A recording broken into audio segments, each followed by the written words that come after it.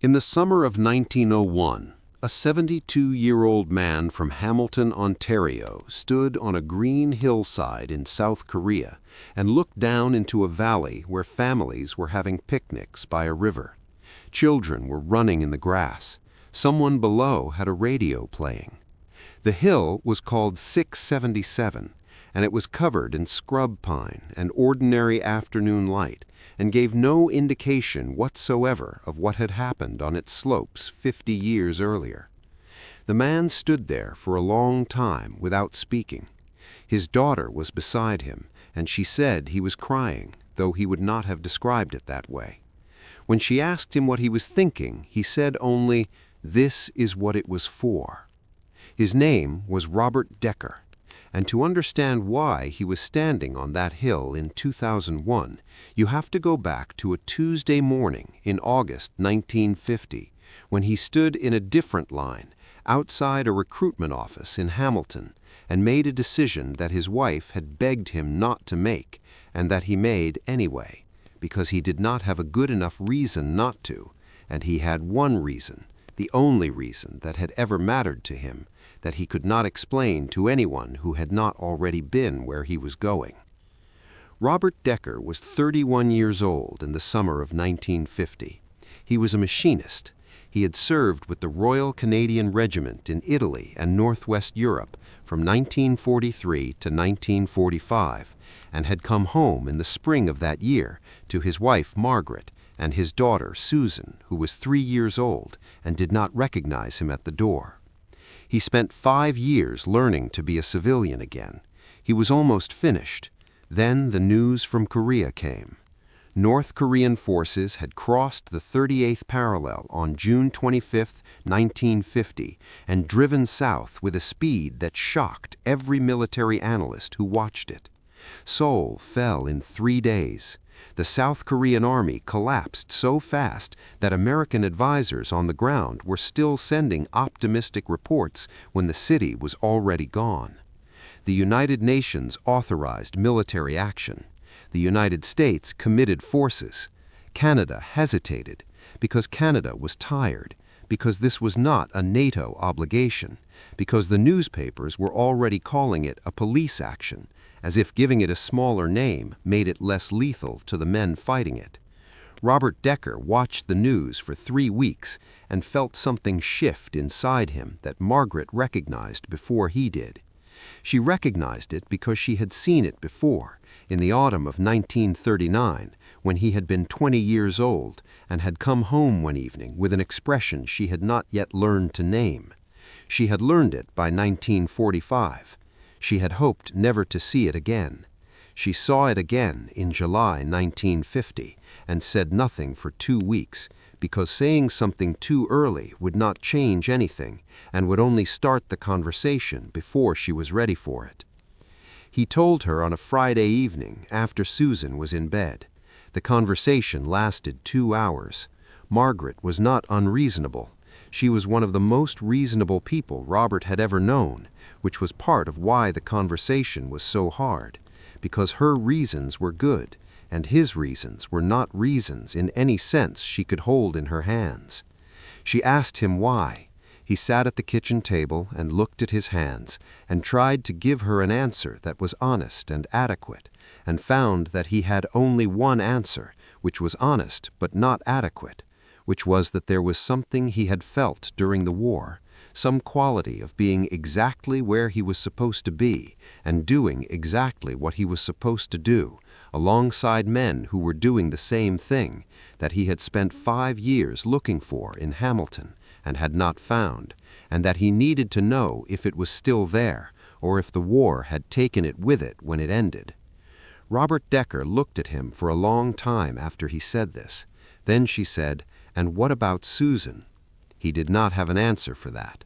He had only the one answer, and he had already given it, and it had not been enough, and it was still the only answer he had. The regiment was the Princess Patricia's Canadian Light Infantry. The PPCIL had been founded in 1914 and had fought at Vimy Ridge and through the worst of the First World War. In the Second World War, it had fought across Italy and Northwest Europe. When recruitment opened for the 2nd Battalion in August 1950, the response was immediate and larger than anyone had planned for. Veterans flooded the offices.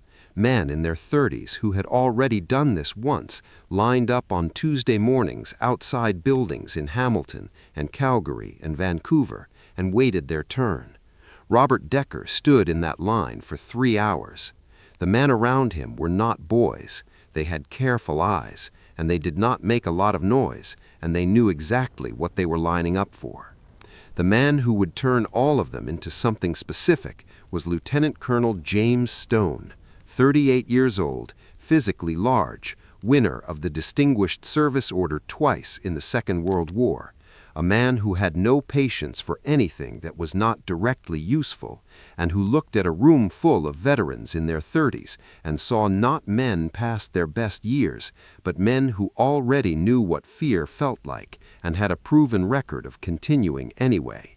He trained them harder than the Army required.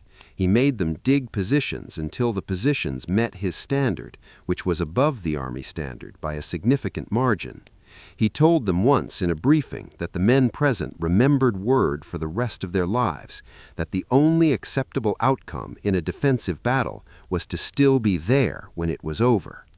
Robert Decker wrote this down in a letter to Margaret that night. He did not add any commentary because the sentence did not require any.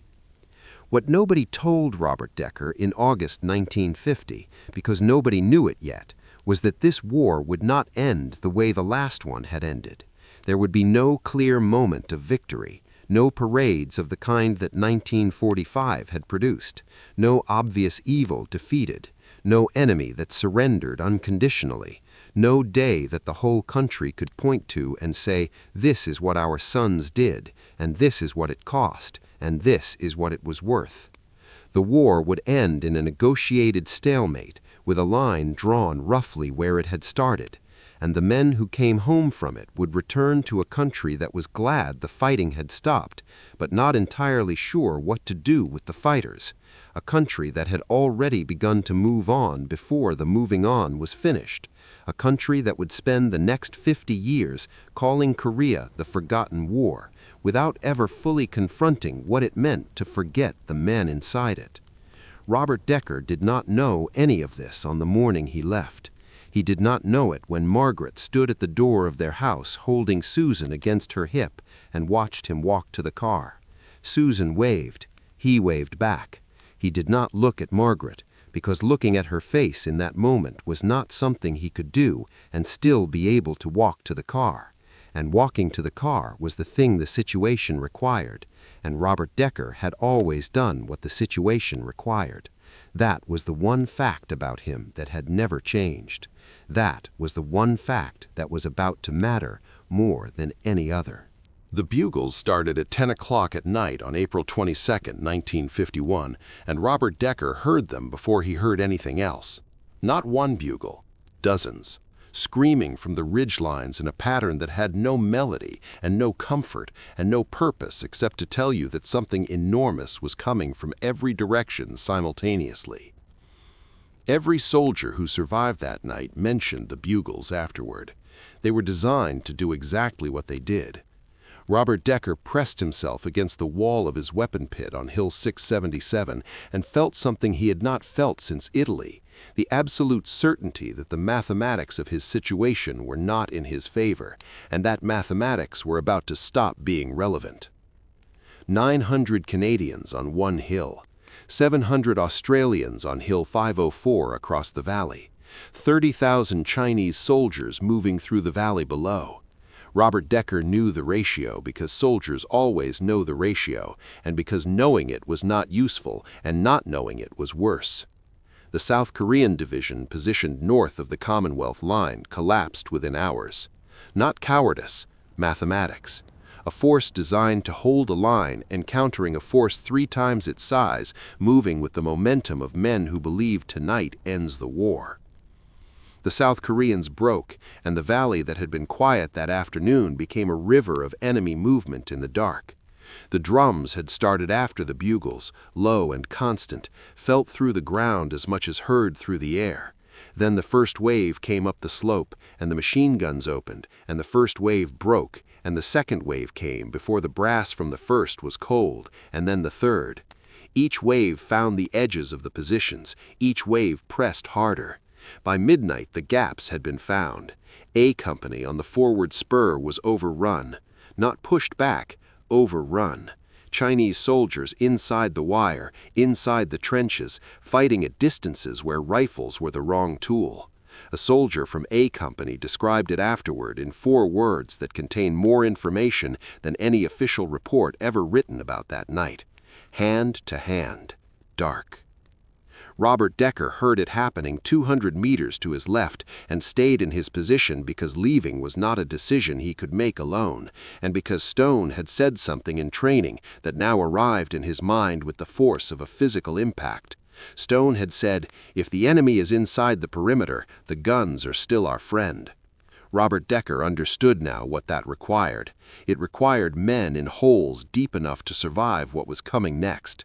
Stone made the call at 0200. He contacted the Royal New Zealand Artillery and directed them to fire on coordinates that included his own battalion's ground. Not near it, on it, on the slopes of Hill 677, where his men were dug in and Chinese soldiers were moving between them in the dark. What Stone had calculated was cold and precise and correct. His men were below ground in positions that had seemed excessively deep during training and that were now exactly the right depth. The Chinese were moving in the open. Artillery does not care about courage, it cares about who is exposed. The shells fell across Hill 677, and Robert Decker pressed his face against the floor of his weapon pit and did not move, and thought about Margaret standing at the door with Susan on her hip on the morning he left, and thought one specific thought with complete clarity in the middle of everything. I should have looked at her face. I did not look at her face, and I should have. Below in the valley, American tanks drove up the road and turned their main guns upward and fired into the hillside from beneath. Above and below simultaneously, Chinese soldiers caught between fire from the sky and fire from the valley, and rifle fire from positions they could not find and could not clear. Robert Decker stayed in his hole and kept firing, and felt something that was not courage and not training, but something simpler and more durable than either. The refusal to be the one who stops. He had felt it in Italy at 24. He had spent 6 years in Hamilton wondering if it was still there. It was still there. It had never left. He pressed his face into the Korean dirt and kept firing, and the night kept going, and the guns kept falling, and the hill held.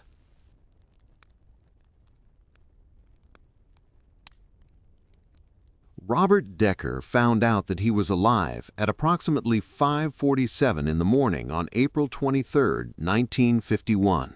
Not when the guns stopped, not when the last Chinese wave broke and pulled back down the slope, but at the specific moment when he looked at his hands in the gray Korean dawn and noticed that they had stopped shaking. He had not known they were shaking. That is the thing about the body under extreme pressure. It operates independently of what the mind is doing and reports its condition only after the pressure has passed. His hands were still. The hill was still. The rifles around him were still. And the silence that followed the longest night of his life was not the silence of a position that had fallen. It was the silence of 900 men who had been in their holes all night and were still in their holes and were still alive and were only now beginning to understand what that meant. He sat in his weapon pit and looked at the slope below him. The slope was covered in the evidence of the night in the way that ground is covered after hours of fighting in the dark. He looked at it for 3 seconds, then he looked away.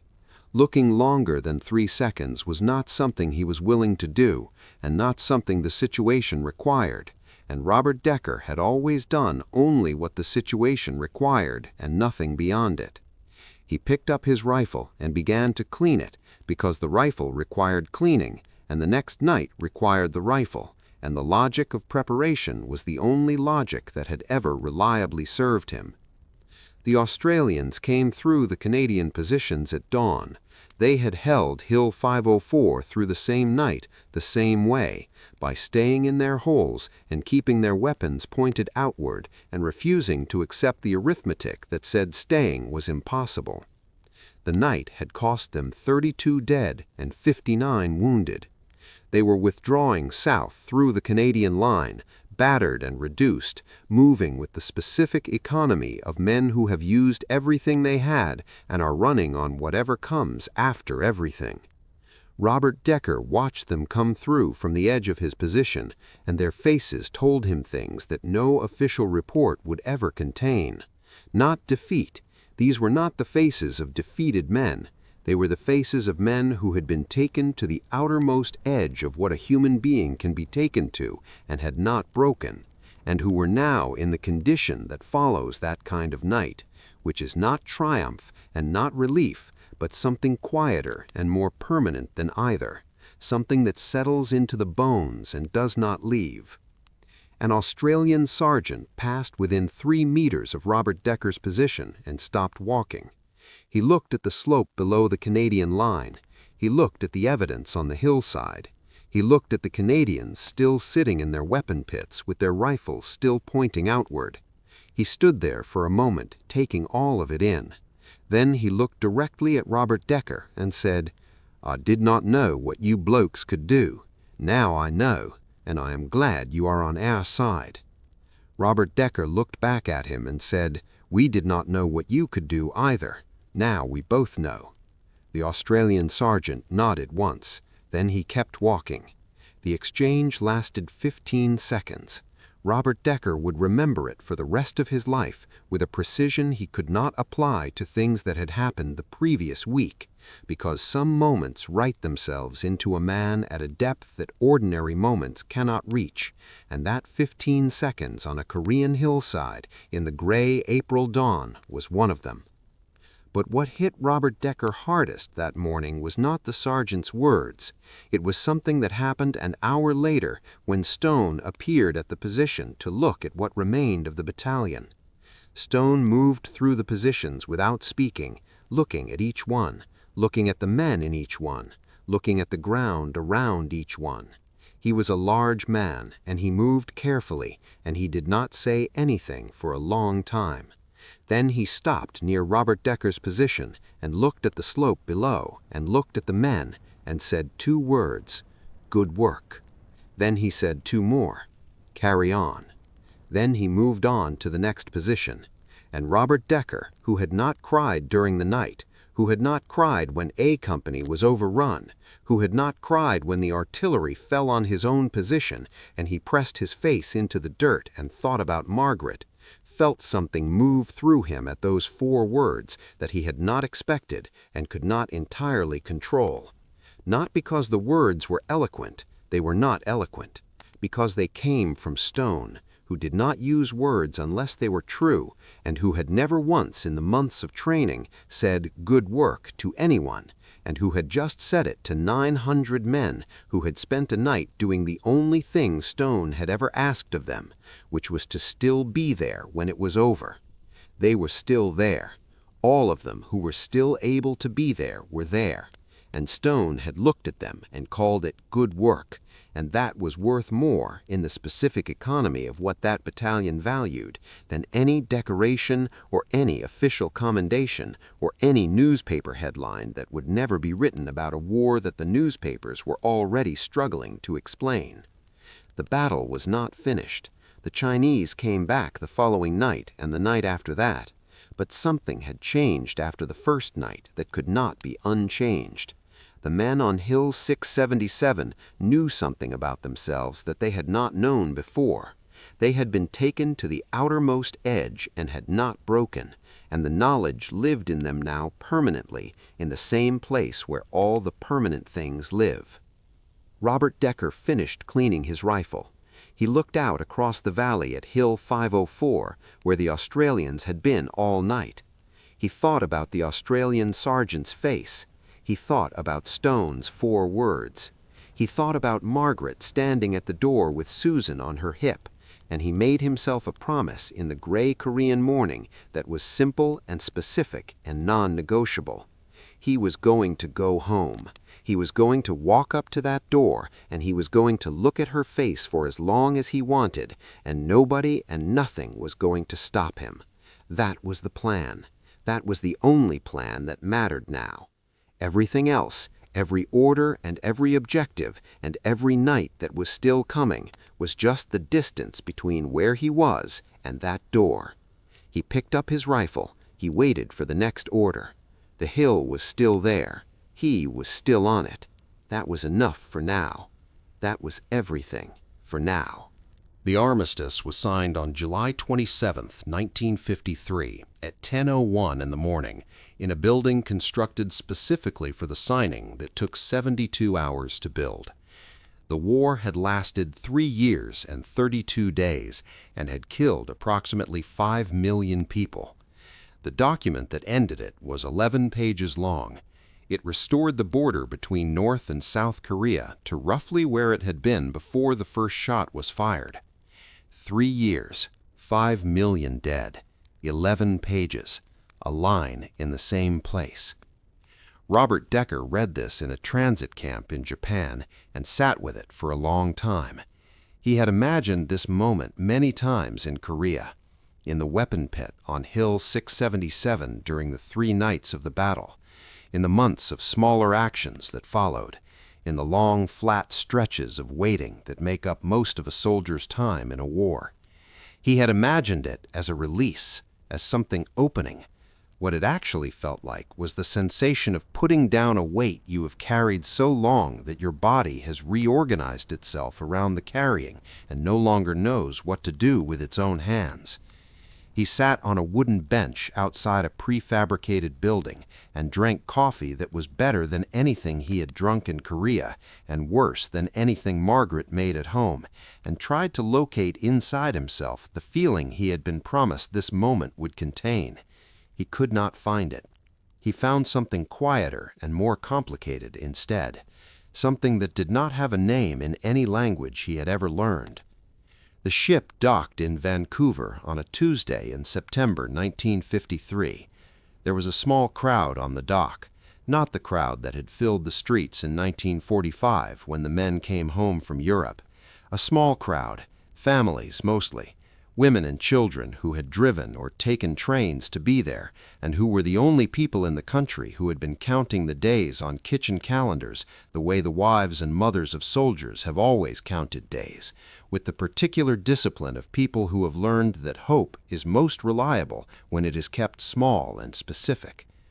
There was no band. There was no official ceremony. Robert Decker stood at the railing as the ship came in and looked at the dock and understood something he had not fully understood until that moment, which was that the country he was returning to had not been waiting for him the way it had waited in 1945. The Second World War had been a shared national experience. Korea had been something that happened to 27,000 Canadians while the rest of the country went about its business. The people on the dock were glad the men were home. The people not on the dock had other things to do. Robert Decker noted this with the careful neutrality he applied to most things and picked up his kit and walked down the gangway. Margaret was on the dock. She had driven from Hamilton with Susan, who was 11 years old now and tall, and looked at him with her mother's eyes. Margaret did not say anything when she saw him. She walked forward and put her arms around him, and he put his arms around her, and they stood there on the dock in Vancouver, with the smell of the sea and the sound of the crowd around them, and he looked at her face. He had promised himself he would look at her face, and he looked at it, and it was the same face, and it was different, and it was the most important thing he had seen in 3 years, and he held it in his eyes for a long time, because he had not looked at it when he left, and he was not going to make that mistake again. Susan put her hand in his, and he held it, and did not say anything, because nothing he could have said was adequate, and Margaret understood this, and did not require adequacy from him. She had never required adequacy. She had only ever required him to come back. He had come back. That was the whole of what she had asked, and the whole of what he had delivered, and it was enough, and it was everything. The first month back in Hamilton was the strangest month of Robert Decker's life, which was significant from a man who had spent a night on a Korean hill with artillery falling on his own position. The strangeness was not dramatic. It was quiet and pervasive and present in every ordinary thing. He went back to work at the machine shop, and his hands knew how to do the work and did it. He drove the same streets, and they were the same streets. He sat at the same kitchen table, and the cooking was exactly as good as he had remembered. Everything was identical. He was not identical. And nobody had given him any information about how to cross the distance between the sameness of everything outside him and the not sameness of everything inside him. His neighbor, Gerald, a decent man who had not served due to a problem with his left knee, stopped him in the driveway one Saturday morning and asked where he had been. Robert Decker said, "Korea." Gerald said, "Oh, right, that business. Glad it is over. Good to have you back." Then he walked away to get his newspaper. Robert Decker stood in his driveway after Gerald walked away, and the two words sat in his chest like stones. That business. He had watched A Company get overrun in the dark on Hill 677. He had pressed his face into Korean dirt while artillery fell on his own position. He had seen 32 Australians come through his line at dawn with the faces of men who had paid for every hour of the night. He had carried men who did not make it to the medical post and had kept going and kept going and kept going for 2 years and 4 months across a country that most people in Hamilton could not find on a map. That business. He went inside and did not say anything to Margaret because Margaret had enough to carry without being handed his reaction to 2 words from a neighbor who meant nothing cruel by them. He put it with the other things he was not saying and went to help Susan with her mathematics homework. He was surprised to find he was good at it, and the surprise itself was a small gift, an ordinary afternoon thing, a thing that had nothing to do with Korea and nothing to do with bugles in the dark. He held on to that small gift carefully because he was beginning to understand that the return to civilian life was not a large crossing, but thousands of small ones, each ordinary moment that did not require him to be the man who stayed on the hill, each afternoon of mathematics homework and bad coffee and conversations about nothing important, each day that passed without the sound of something incoming. He was beginning to understand that this was not a lesser life than the one he had lived on that hill. It was a different life that required a different kind of endurance, the same endurance applied to smaller things. Stone had said the only acceptable outcome was to still be there when it was over. Robert Decker was still there. He was in Hamilton. He was at the kitchen table. Susan was showing him a problem she could not solve, and Margaret was moving in the kitchen behind them, and the windows showed an ordinary September evening in Ontario. He was still there. That was enough. Stone had been right about everything else. Robert Decker decided to trust that he was right about this too. In the summer of 2001, a 72-year-old man from Hamilton, Ontario, stood on a green hillside in South Korea and looked down into a valley where families were having picnics by a river. He had been on this hill once before. The last time he was here, it was April 1951, and the hill was called 677, and it was dark, and the ground was shaking, and 30,000 Chinese soldiers were moving through the valley below. Now the valley was green and wide, and the river caught the afternoon light and threw it back in pieces, and children were running in the grass along the bank, chasing each other, falling down, getting up, running again. The ordinary, complete noise of people who have no information about what the ground they are standing on once cost. Robert Decker stood on the slope where he calculated his weapon pit had been, and looked at all of it, and felt something move through him that he had not expected and could not have named beforehand. Margaret would have known what to call it. Margaret had always known what to call the things he could not name. But Margaret had died in 1998, breast cancer, diagnosed in March and gone by November of the same year, 8 months from the first appointment to the last morning, and Robert Decker had sat beside her bed in the Hamilton General Hospital on the final night, and had held her hand and had looked at her face for the entire night, because he had learned on a dock in Vancouver in 1953 that looking at her face was the thing he was always going to do when he had the chance, and he was not going to waste a single hour of it. He had the chance until 6:14 in the morning on a gray November Tuesday. Then he did not have it anymore. He drove home in the rain and sat in the kitchen and understood that the weight he had learned to carry after Korea was nothing compared to this one. Korea had taken men he knew, but Margaret had been the door he had walked toward through every night on that hill, the specific reason that coming back meant something. And now the door was gone and the kitchen was very quiet, and it was the worst morning of his life by a distance he had no way to measure. He had thought about coming back to this hill many times in the 48 years since he left it. He had not come because coming back required him to want something from the experience, and he had not been sure what that something was until Margaret died, and he understood that he needed to stand on this ground one more time and look at what it had made possible and say something to it that he could not say in Hamilton. His daughter Susan had come with him. She was 51 years old and had her mother's eyes and her mother's quality of accompanying a person without requiring them to explain themselves. She stood a few meters behind him on the slope now and did not speak. He was glad of it. He looked down at the families along the river and thought about the night of April 22nd, 1951. He thought about the bugles starting at 10 o'clock, dozens of them screaming from the ridge lines in the dark. He thought about the drums after the bugles, and the first wave coming up the slope below where he was standing, and the machine guns opening, and the brass piling up warm on the ground, and the second wave coming before the first was finished. He thought about A Company overrun in the dark, Chinese soldiers inside the wire, hand to hand in the dark in the trenches where Canadians had been standing. He thought about pressing his face into the floor of his weapon pit at 2 in the morning while Stone's artillery fell on his own position, and thinking, I should have looked at her face. I did not look at her face when I left, and I should have.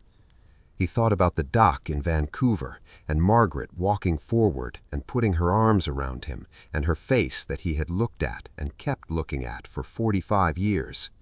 He thought about Gerald in the driveway saying, that business, and walking away for his newspaper. He thought about Susan doing mathematics at the kitchen table on a September evening while Margaret moved in the kitchen behind them. He thought about all of it, the hill, the valley, the families below who had no idea that a 72-year-old man from Hamilton was standing on the slope above them. No idea that 50 years ago, 900 Canadians and 700 Australians had stood in this valley in the path of 30,000 soldiers and had not moved, and that the ordinary Tuesday afternoon those families were having existed in the form it existed in, partly because of what was decided on this hill on that April night. They did not need to know. That was not why it had been done. It had been done because Stone said the only acceptable outcome was to still be there when it was over. It had been done because Robert Decker had dug his position to the right depth and had stayed in it and had kept firing and had not stopped. It had been done for no reason larger than the man in the next weapon pit and the order that said, hold this ground, and the refusal to be the one who stops. Susan said his name quietly from behind him. He realized he was crying. He looked at the families along the river for one more moment. Then he said, this is what it was for. Quietly, not to Susan, to the hill, to the valley, to the men who had been here and were not here anymore.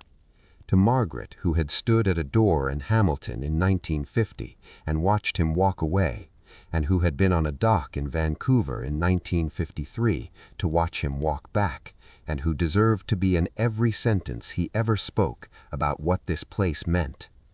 He stood there for another moment, then he turned around. Susan was watching him with her mother's eyes in her mother's face, and he looked at that face the way he had always looked at Margaret's face, carefully and completely and without looking away. Some habits you keep for the rest of your life. Some habits keep you. He put his hand on his daughter's shoulder, and they walked back down the hill together toward the bus where the other old men were waiting in the afternoon light.